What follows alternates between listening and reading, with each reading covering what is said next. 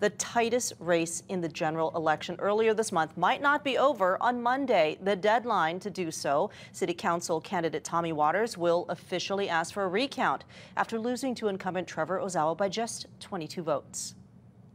City Council candidate Tommy Waters knew he was in for a tight race for incumbent Trevor Ozawa's District 4 seat, representing East Honolulu.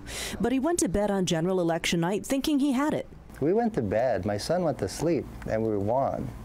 And then all of a sudden there's 1,286 ballots, putting my opponent ahead by 22.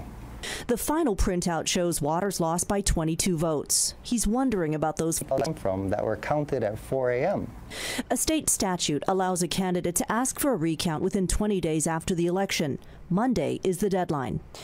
You can file for a recount with the state Supreme Court, but the law says you have to show cause, fraud or irregularity.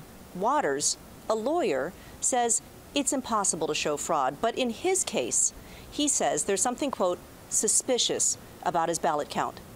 He wonders about the machines. 22 votes is a statistical tie. So that begs the question, what's the margin of error on these counting machines? He was up by a sliver of a margin during the first printout. Second, third, and fourth printouts, I'm up by 1% or less.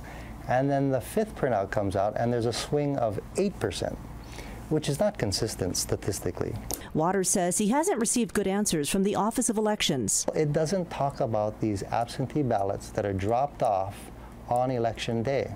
And apparently you can drop off your ballot to the polling place, to Honolulu Hale, to Kapolei Hale, to the Capitol, and you can mail it in. There is no state law requiring a mandatory recount for close races, but Waters hopes the Office of Elections will agree with his case. I'm within that margin of error.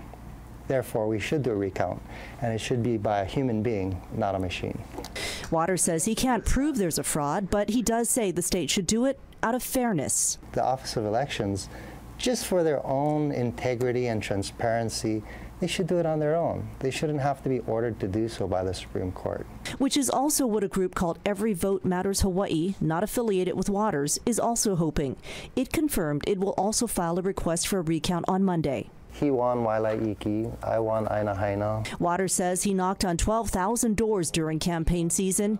He's still counting on every one of those votes.